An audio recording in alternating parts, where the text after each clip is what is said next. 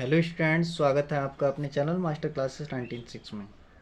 आज हम class 12th की प्रश्नावली 7.4 सॉल्व करेंगे। इसमें क्वेश्चन नंबर 1 से लेकर 18 तक हम इससे पहली वाली क्लासों में सॉल्व कर चुके हैं। 17 तक सॉल्व कर चुके हैं। आज हम इस क्लास में क्वेश्चन नंबर 18 से सॉल्व करेंगे और इस प्रश्नावली को समाप्त करेंगे। ठीक है, तो आइए स्टार्ट करते हैं हम इस प्रश्नावली को। तो देखिए क्या है क्वेश्चन नंबर 18। इसमें लिखा है 5x - 2 अपॉन में 1 + 2x + 3x²। हाँ, एक बात और बता दें, इस प्रश्नावली में जो क्वेश्चन हैं वो पार्शियल फ्रैक्शन में तोड़ करके ये करना पड़ेंगे। तो पार्शियल फ्रैक्शन आंशिक भिन्नों में पहले इसे विभक्त करेंगे तब जाकर ये होंगे। तो आंशिक भिन्न, वैसे तो ये आगे आ रहा है ये चैप्टर, मतलब इस वाले नेक्स्ट टॉपिक में। तो आंशिक भिन्नों द्वारा समाकलन करना है, तो इसके लिए मैं थोड़ा सा आपको हिंट दे देता हूँ बेसिक। तो इसमें क्या लिखा है, आंशिक भिन्नों में तोड़ने का क्या तरीका है। तो आंशिक भिन्नों जैसे ये लिखा है, ऊपर रैखिक समीकरण हो और नीचे कोई फैक्टर करने में, जिस ऐसे समीकरण द्विघात समीकरण हो जिसके फैक्टर हो सकें, तो उसके लिए हम किस प्रकार से तोड़ते हैं। ये कांस्टेंट बटे पहला फैक्टर, बी दूसरा कांस्टेंट बटे दूसरा फैक्टर, इस प्रकार से तोड़ते हैं हम। ठीक है, आंशिक भिन्न में।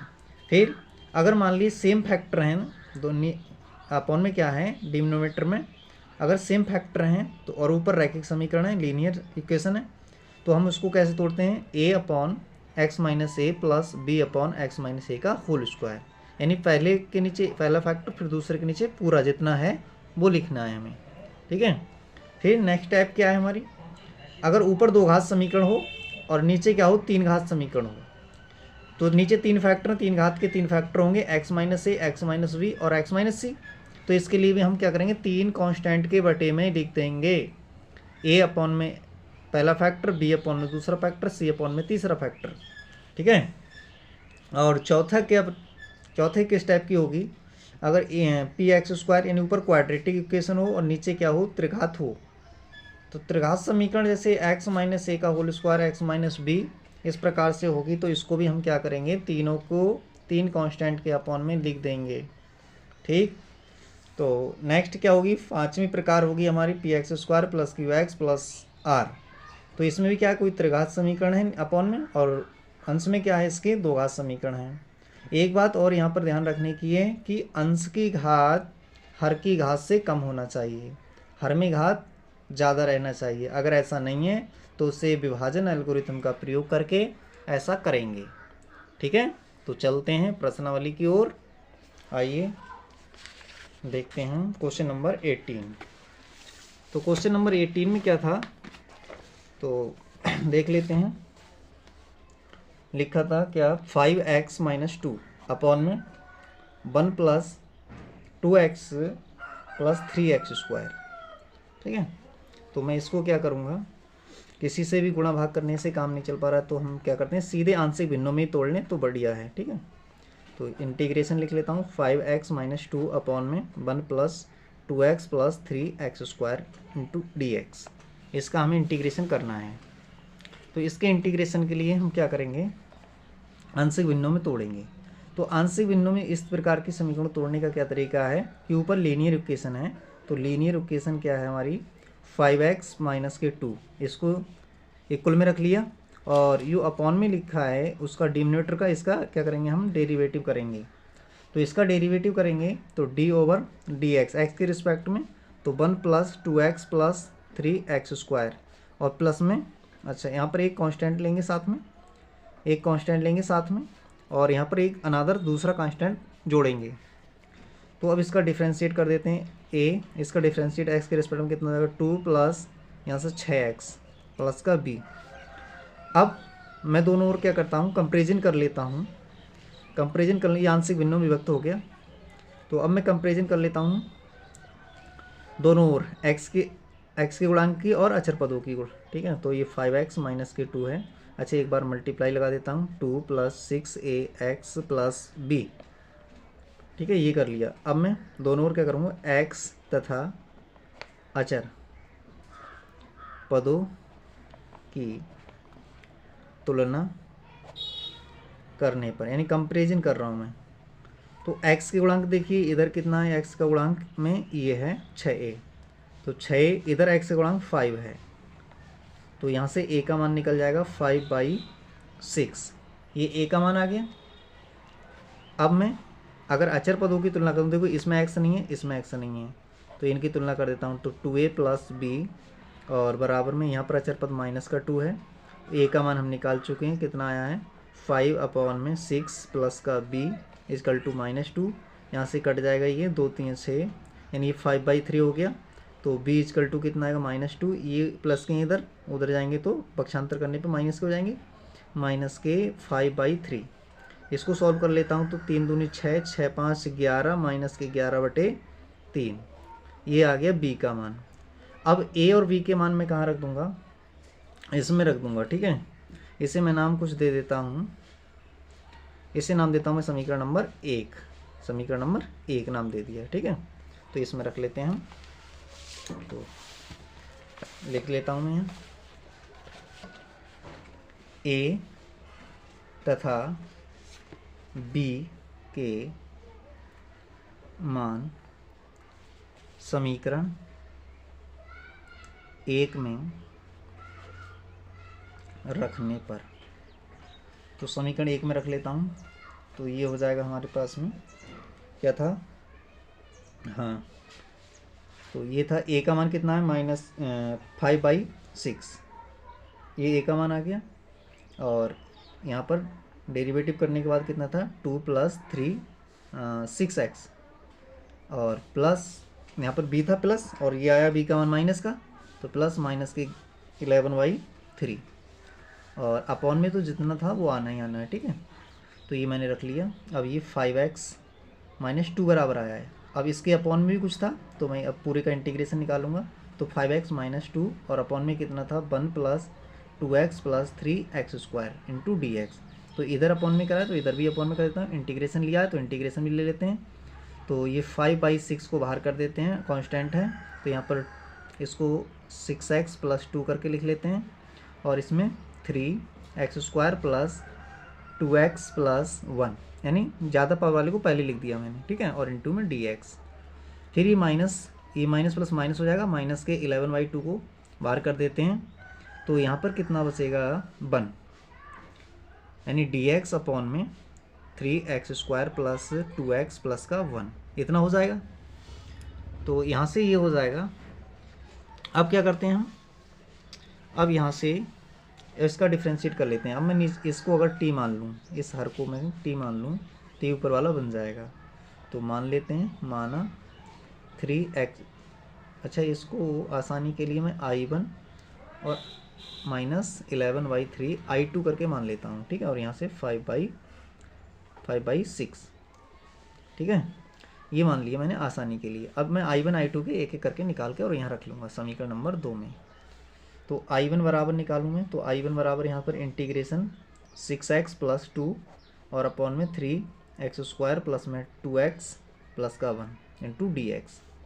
अब मैं मान लेता हूँ डोमिनेटर को, ठीक है। तो डोमिनेटर क्या है हमारे पास में, यानी हर क्या है इसका 3x² + 2x + 1 = t मान लिया।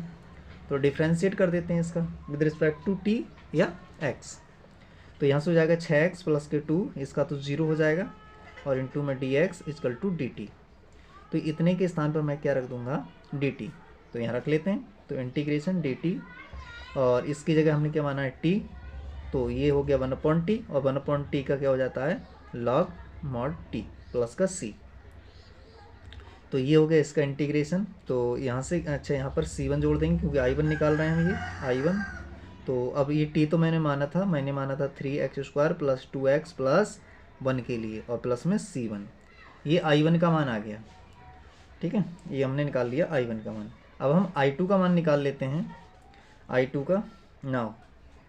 अब I2 निकालते हैं, I2, तो I2 हमने क्या माना था, I2 हमारे पास में ये है इंटीग्रेशन dx अपॉन में 3x² प्लस के 2x + 1। देखिए अब इसके ऊपर कुछ नहीं है ना अंश में, तो इसके लिए हम पूर्ण वर्ग बनाकर हल कर सकते हैं।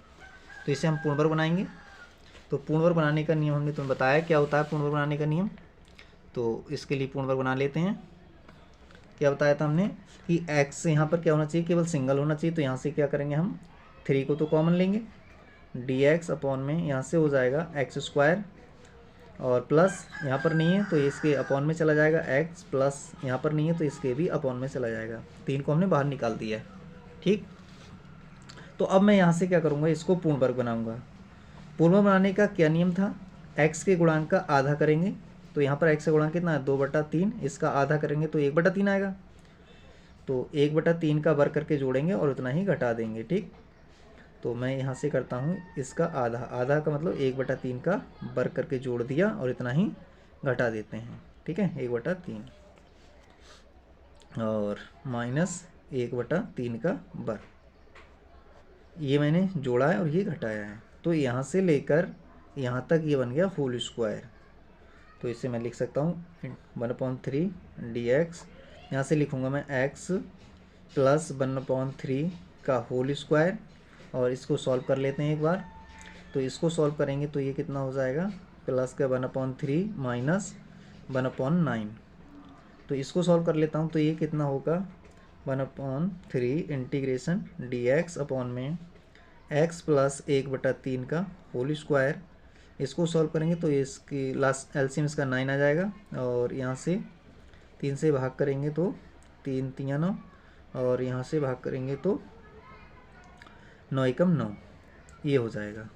ठीक, तो इधर कर लेते हैं, कितना हो जाएगा ये 1/3 इंटीग्रेशन, ये हो जाएगा dx अपॉन में x प्लस 1/3 का होल स्क्वायर। यहाँ से इसको हटा लेंगे तो 2/9 बचेगा, प्लस का वो भी 2/9। तो यहाँ से मैं इसको लिख सकता हूँ इंटीग्रेशन dx अपॉन में x प्लस 1/3 का होल स्क्वायर, और यहाँ से लिख सकता हूँ मैं √2 अपॉन में 3 का स्क्वायर। अब ये फार्मूला बन गया। अगर मैं इसे थोड़ी देर के लिए अगर t मान के चलूँ तो t स्क्वायर और a स्क्वायर, तो ये किसका होता है, tan इनवर्स का होता है। ये किसका फॉर्मूला होता है, tan इनवर्स का। तो मान लेता हूँ, चलो माना x plus 1/3 is equal to T. तो डिफ्रेंशिएट कर देते हैं, इसको डिफ्रेंशिएट करते हैं तो इसका हो जाएगा dx इजकल टू dt। ठीक है, इतना हो जाएगा, इसका 0 हो जाएगा। तो यहाँ रख लेते हैं 1/3 और dx अपॉन में इसको t मान लिया तो t का स्क्वायर हो गया, प्लस √2 अपॉन में 3 का स्क्वायर। ये a का काम कर रहा है, तो ये होता है tan इनवर्स का 1/3, और tan इनवर्स में क्या होता है 1 में √2 अपॉन में 3, 1 में a होता है tan इनवर्स x की जगह t है, अपॉन में a की जगह कितना है √2 अपॉन में 3 और प्लस का c2, क्योंकि c1 हम पहले जोड़ चुके हैं। तो यहाँ से 3 से 3 कट जाएगा, तो ये बचेगा 1/√2 और यहाँ से बचेगा tan इनवर्स। यहाँ से ये 3 ऊपर जाएगा तो हो जाएगा 3t अपॉन में √2 प्लस का c2। तो यहाँ से आएगा ये 1/√2 tan इनवर्स। अब t तो हमने माना था, t किसके लिए माना था, t माना था 3x प्लस 3 x प्लस 1/3 इसके लिए, और अपॉन में √2 प्लस का c2। तो ये हो जाएगा 1/√2 tan इनवर्स, और इसके अंदर मल्टीप्लाई कराएंगे तो 3x प्लस का 1 अपॉन में √2 और प्लस का c2। ये हमारा मान आ गया I2 का। ये I2 का मान निकल गया। अब I1 व I2 के मान कहाँ रखेंगे हम, समीकरण नंबर 2 में रखेंगे। कहाँ रख दें, समीकरण नंबर 2 में। तो लिख देते हैं हम इसको, कितना हो जाएगा ये, तो I1 और I2 के मान हमारे समीकरण नंबर 2 में रखेंगे। तो लिखते हैं, तो समीकरण नंबर 2 में I1 व I2 के मान समीकरण 2 में रखने पर, समीकरण 2 ये है समीकरण नंबर 2। ठीक है, तो इसमें रख लेते हैं हम। तो ये था I = 5/6 और I1 का मान आया हमारे पास में log mod 3x² प्लस में 2x प्लस का 1, ये आ गया। और -11/3 और I2 का मान कितना आया है 1/√2 tan इनवर्स 3x प्लस 1/√2। और यहाँ पर था C1 और यहाँ पर है C2। ठीक है, तो ये आ गया हमारे पास में यहाँ से 5/6 log mod 3x² प्लस में 2x प्लस का 1 और माइनस के 11/3√2। और यहाँ से हो जाएगा ये tan इनवर्स 3x प्लस का 1/√2।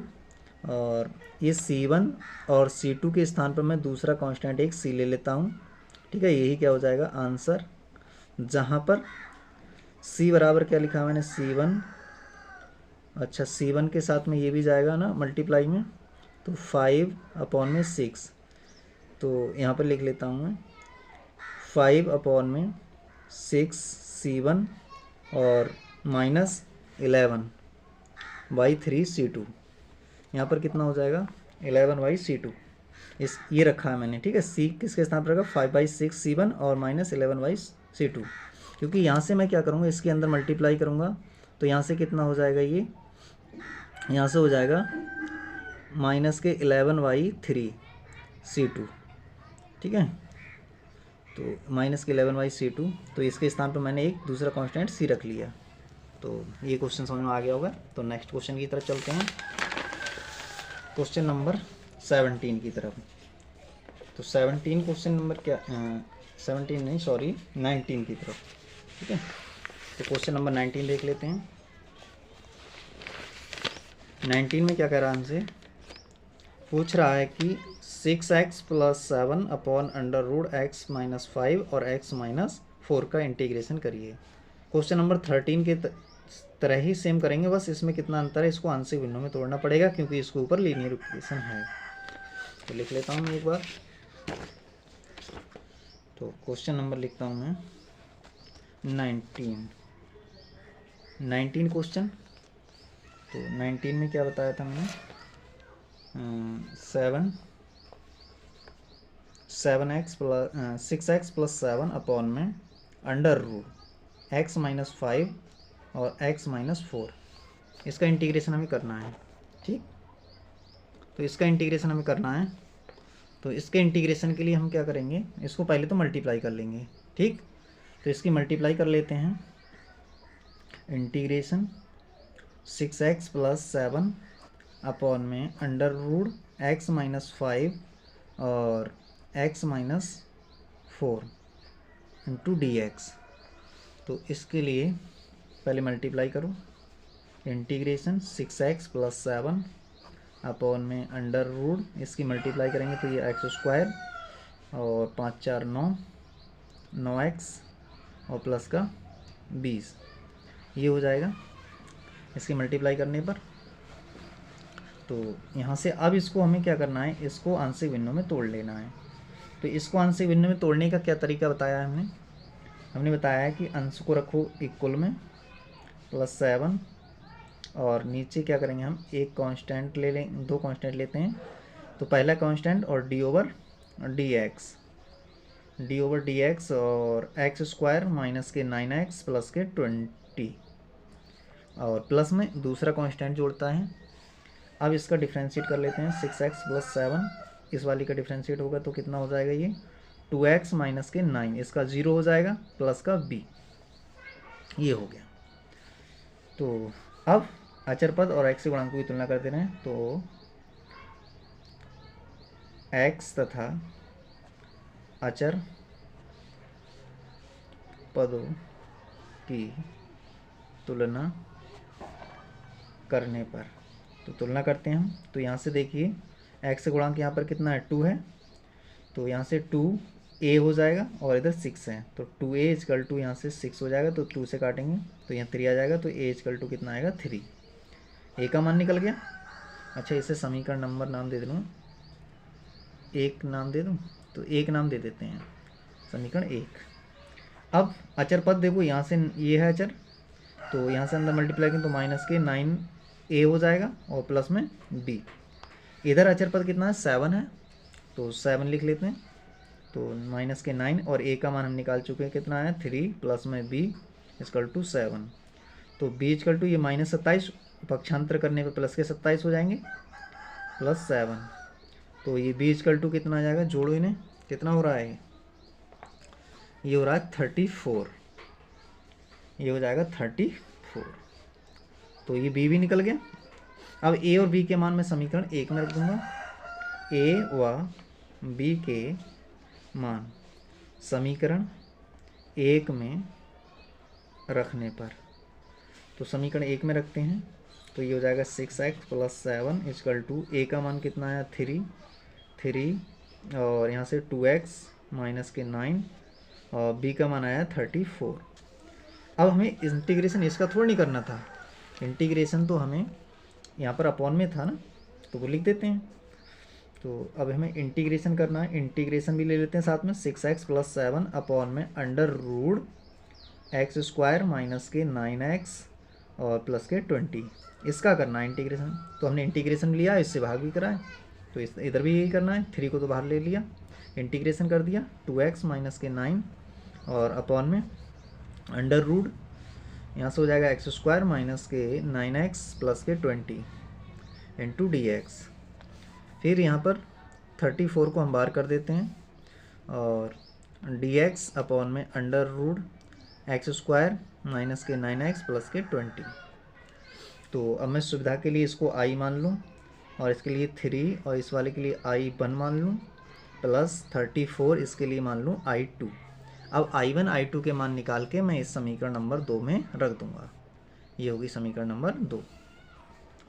तो i1 बराबर क्या है, i1 बराबर लिख लेते हैं हम इंटीग्रेशन 2x माइनस के 9 अपॉन में under root x square minus के 9x प्लस के 20 इंटू dx। तो मान लेता हूँ यहाँ पर, माना एक्स स्क्वायर माइनस के 9x प्लस के 20 इक्वल टू टी, डिफ्रेंशिएट कर देता हूँ मैं t के रिस्पेक्ट में या x के रिस्पेक्ट में, तो differentiate with respect to t। तो ये हो जाएगा 2x माइनस के 9 और dx इक्वल टू में dt, ठीक है, 20 का क्या हो जाएगा 0 हो जाएगा, ये हो जाएगा।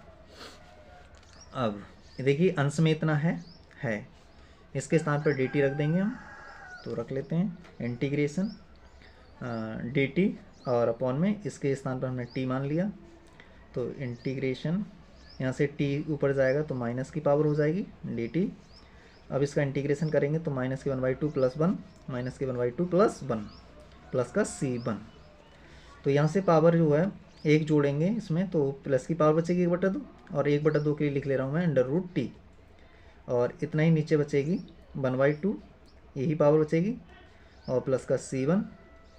यहाँ से 2 ऊपर पहुँच जाएगा, यहाँ से 2 ऊपर पहुँचेगा तो ये हो जाएगा 2 अंडर रूट टी प्लस का c1। तो यहाँ से i1 का मान हम निकाल चुके हैं, किसके लिए t माना था हमने, एक्स स्क्वायर माइनस के 9x प्लस 20 के लिए माना था t प्लस के c1, ये निकाल लिया हमने i1 का मान। अब सिमिलरली इसी प्रकार से हम क्या करेंगे, i2 निकालेंगे। तो i2 देख लेते हैं हमने क्या था, i2 इक्वल टू था dx upon under root x square minus के 9x प्लस में 20, ठीक है। इसको अब हमें क्या करना है, यहाँ से इसको पूर्ण वर्ग बनाना है, तो इसको पूर्ण वर्ग बना लेते हैं। तो पूर्ण वर्ग बनाने का हमने क्या तरीका बताया है, एक्स स्क्वायर एक्स के गुणांक का आधा कितना हो जाएगा 9 का 9/2 का वर्ग करके जोड़ेंगे, उतना ही घटा देंगे, ठीक। तो यहाँ से यही कर लेते हैं हम कि इसका आधा कितना कर लेंगे, हम आधा कर लेते हैं तो 9x और 9/2 का वर्ग करके जोड़ेंगे और इतना ही घटा देंगे, ठीक है, -9/2 का वर्ग करके घटा दिया, ये हमने जोड़ लिया और ये घटा दिया, ठीक है। तो यहाँ से इसको सॉल्व कर लेते हैं, integration dx upon under root यहाँ से लेकर यहाँ तक ये होल स्क्वायर बन गया, x माइनस 9/2 का होल स्क्वायर, ठीक, प्लस में 20। इसके लिए सॉल्व कर लेते हैं, तो यहाँ से ये हो जाएगा कितना 81 और यहाँ पर हो जाएगा 4, ठीक, तो इसको सॉल्व करते हैं।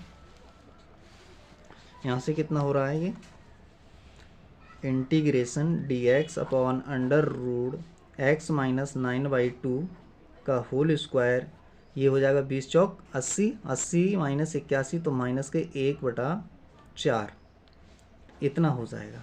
ठीक, तो अब इसको भी सॉल्व कर लेते हैं। यहाँ से हो जाएगा I2 का मान, I2 is equal to integration D x upon under root x minus 9/2 का होल स्क्वायर, और इसके लिए मैं लिख सकता हूँ 1/2 का होल स्क्वायर। ठीक है, तो इतना मैंने लिख दिया। अब क्या करूँगा मैं, तो अब मैं ये करता हूँ, ये बन गया फार्मूला, या तो इसको टी मान लो, तो इसको टी मान लें हम, तो ये फार्मूला बन जाएगा लॉग का। तो मान लेते हैं, चलो माना x minus 9/2 is equal to T, तो इसका डिफ्रेंशिएट करेंगे तो ये हो जाएगा d x is equal to t t. तो integration d t upon under root t square minus k 1/2 का स्क्वायर, तो ये हो जाता है लॉग का। तो ये हो जाएगा कितना, लॉग एक्स मॉड एक्स के स्थान पर टी है, और प्लस जितना ये है वो पूरा आ जाता है। ठीक है, तो ये टी स्क्वायर माइनस के 1/2 का स्क्वायर, और मॉड प्लस C2, क्योंकि C1 पहले जोड़ चुके हैं। तो यहाँ से हो जाएगा लॉग टी, तो अब हमने माना था, टी किसके लिए माना था, x माइनस 9/2 के लिए, प्लस यहाँ पर भी यही रख देते हैं मान, तो x माइनस 9/2 का होल स्क्वायर माइनस के 1/2 का स्क्वायर मॉड C2। अब यहाँ से क्या हो जाएगा, लॉग इसके लिए जो पहले था वही लिख दो, इसको सॉल्व करने पे वही आता है, सॉल्व करने की ज़रूरत नहीं है, खाली टाइम वेस्ट होगा। तो इसलिए हम क्या करेंगे, जो पहले था इसको हम वही लिख सकते हैं। ठीक है, तो पहले ये क्या था हमारा, ये था एक्स स्क्वायर माइनस के 9x प्लस के 20, इसको सॉल्व करना आप कहीं पर भी इतना ही आएगा, सॉल्व करके देख सकते हैं आप। ठीक है, तो ये आ गया। ठीक, तो अभी मैंने I2 का मान निकाल लिया, तो I1 I2 के मान मैं कहाँ रखूँगा, समीकरण नंबर 1 में रखूँगा। तो समीकरण नंबर 1 में रख लेते हैं इनके मान। ठीक है, तो I1 व I2 के मान समीकरण 2 में रखेंगे। ठीक है, 2 में रखने पर, तो 2 में रखेंगे, तो 2 क्या था हमारे 2 हमारे पास में था I इजकल टू 3I1, क्या था हमारे पास में 3I1 plus 34I2, 3I1 plus 34I2। तो 3I1 का मान हमारा आया था, ये आया था हमारे पास में 2 under root x square minus के 9x प्लस के 20, ये आया था, प्लस 34। अच्छा, यहाँ पर C1 ये इसकी मल्टीप्लाई होगी 3 की, C1 के साथ में भी होगी, तो 3 प्लस में 3C1 प्लस 34, इसका मान कितना है, ये आया, तो यहाँ आ नहीं पाएगा, नीचे लिख लेते हैं, इधर कर ले रहे हैं हम, चलिए यहाँ लिख लेते हैं, प्लस 34। I2 का मान ये आया, तो लिख देते हैं हम लॉग मॉड x माइनस के 9/2 plus under root x square minus के 9x प्लस के 20, और इसकी मल्टीप्लाई C2 से भी होगी 34C2। तो ये हो गया हमारे पास में, ये हो जाएगा 3 दूना 6, और under root x square minus के 9x प्लस के 20 plus 34 log mod x minus के 9/2 plus under root x square minus के 9x प्लस के 20 और मॉड प्लस c, जहाँ c किसके बराबर है, c है 3C1 प्लस 34C2, इतने के स्थान पर हमने c एक दूसरा कांस्टेंट रख लिया है। ठीक है, तो यही हमारा आंसर हो गया। आशा करते हैं ये क्वेश्चन आपको समझ में आ गया होगा। तो अब चलते हैं नेक्स्ट क्वेश्चन की तरफ। नेक्स्ट क्वेश्चन नंबर 20 की तरफ। तो 20 देख लेते हैं। 20 में लिखा है x+2 अपॉन में under root 4x minus x square, इसका इंटीग्रेशन हमसे करवा रहा है, तो लिख लेते हैं 20 क्वेश्चन। ठीक है, तो 20 क्वेश्चन में इंटीग्रेशन ले लेते हैं x+2 अपॉन में अंडर रूट 4x माइनस के एक्स स्क्वायर। तो यहाँ से भी हमें क्या करना पड़ेगा, या तो हम इसे आंशिक भिन्नों में तोड़ लें, और आंशिक भिन्नों में तोड़ना वैसे तो सबसे बेस्ट होता है जब ये समझ में ना आए कि किससे गुणा व भाग करें जिससे कि हमारा ये बन जाए, तो हम आंशिक भिन्नों में तोड़ लेते हैं। अगर यहाँ पर आप थोड़ा सा भी सोच सकते हैं तो इसको आप बना सकते हैं, ठीक है।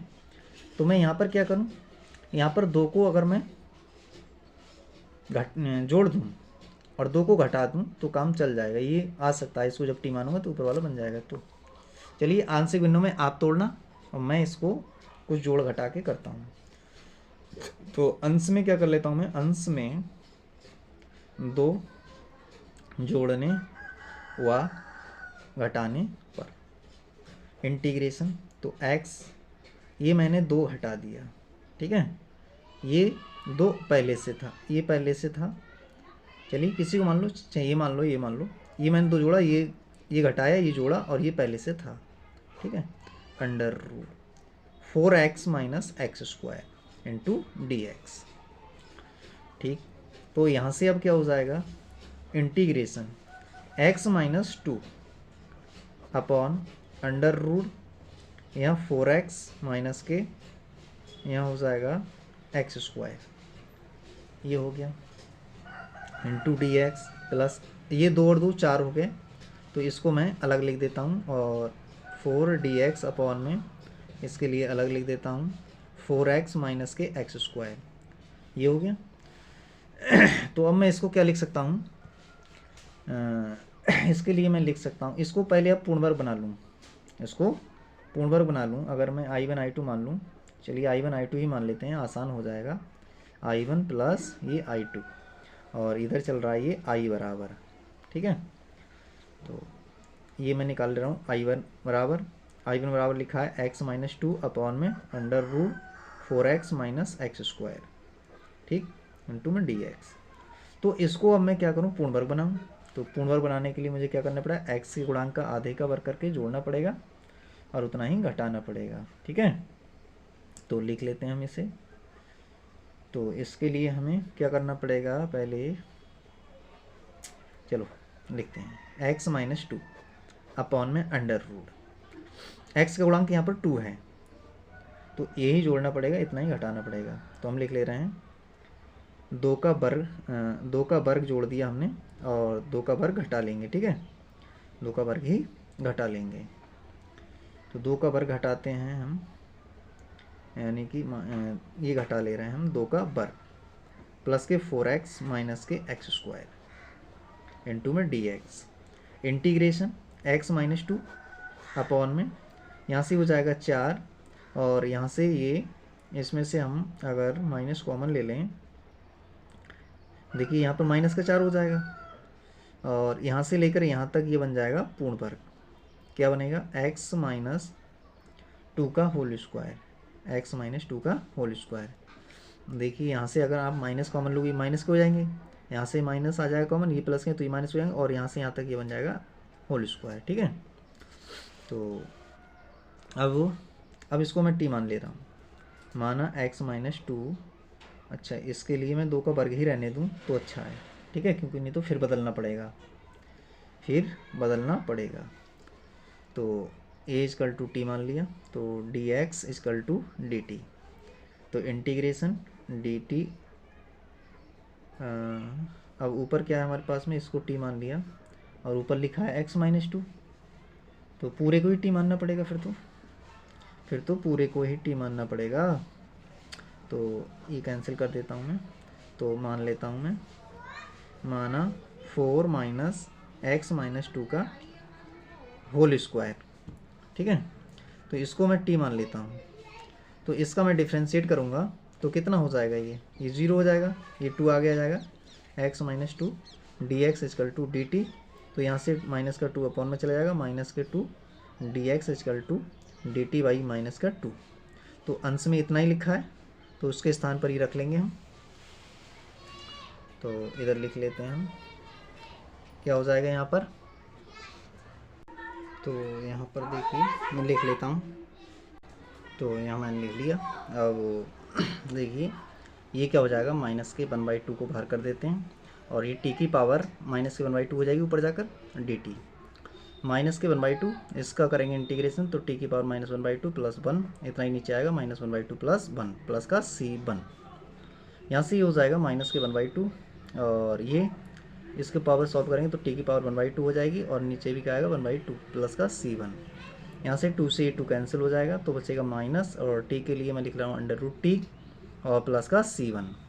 तो यहाँ से माइनस, इसके लिए मैं क्या लिख लेता हूँ, इसके लिए मैं लिख लेता हूँ, यहाँ से किसके लिए माना है मैंने, ये माना है √4x माइनस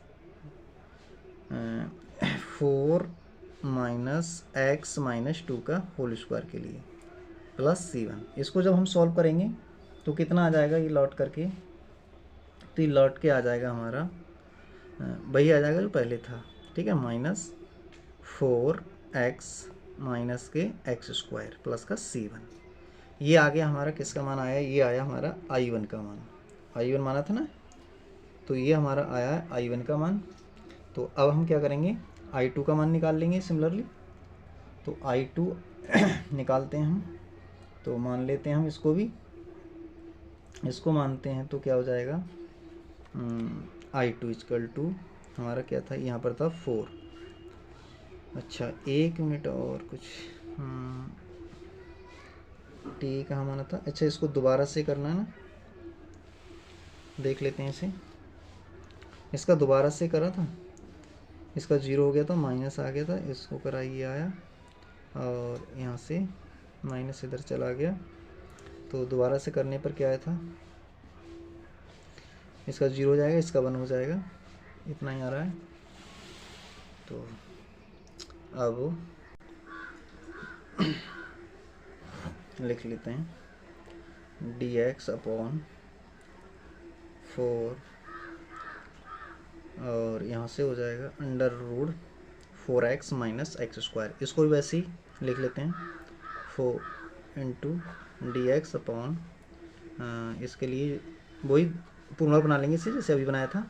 तो 4 और माइनस कॉमन ले लिया, यहाँ पर 4 ये जोड़े और 4 ये घटा दिए और इनमें से माइनस कॉमन ले ले रहे हैं, तो यहाँ बचेगा माइनस का 4x और माइनस का सॉरी ये हो जाएंगे प्लस का x² और dx। 4 इंटीग्रेशन dx/, √4 इसमें से x को पहले लिख ले रहे हैं, तो ये हो जाएगा x - 2 का होल स्क्वायर, ये बन जाएगा। तो x - 2 का होल स्क्वायर बन गया। तो अब मैं क्या करता हूँ, अगर इसको t मान लेता हूँ तो मान ही ले रहा हूँ, माना x - 2 = t, तो डिफ्रेंशिएट करेंगे, differentiate with respect to t, तो ये कितना हो जाएगा, तो ये हो जाएगा dx = dt। लिख लेते हैं इसमें 4 इंटीग्रेशन dt/, √2 का स्क्वायर माइनस t का स्क्वायर, ये साइन वाला फार्मूला बन गया। तो 4 साइन इनवर्स में क्या होता है, साइन में होता है साइन इनवर्स x के स्थान पर t अपॉन में a के स्थान पर 2 प्लस का C2। और यहाँ से क्या है 4 है तो 4 यहाँ पर भी जाएगा, ठीक है। तो यहाँ से हो जाएगा 4 साइन इनवर्स t, तो मैं माना था अभी, t किसके लिए माना था, x - 2 के लिए, अपॉन में 2 प्लस का 4C2। तो ये I2 का मान निकल गया। अब I1 व I2 के मान में कहाँ रखूँगा, समीकरण नंबर 2 मानी थी, ये मानी नहीं थी, चलो इसे अब मान लेते हैं समीकरण नंबर 1 नहीं मानी, तो इसे 1 ही मान लेते हैं, ठीक है। तो समीकरण 1 में रखेंगे, तो लिख लेता हूँ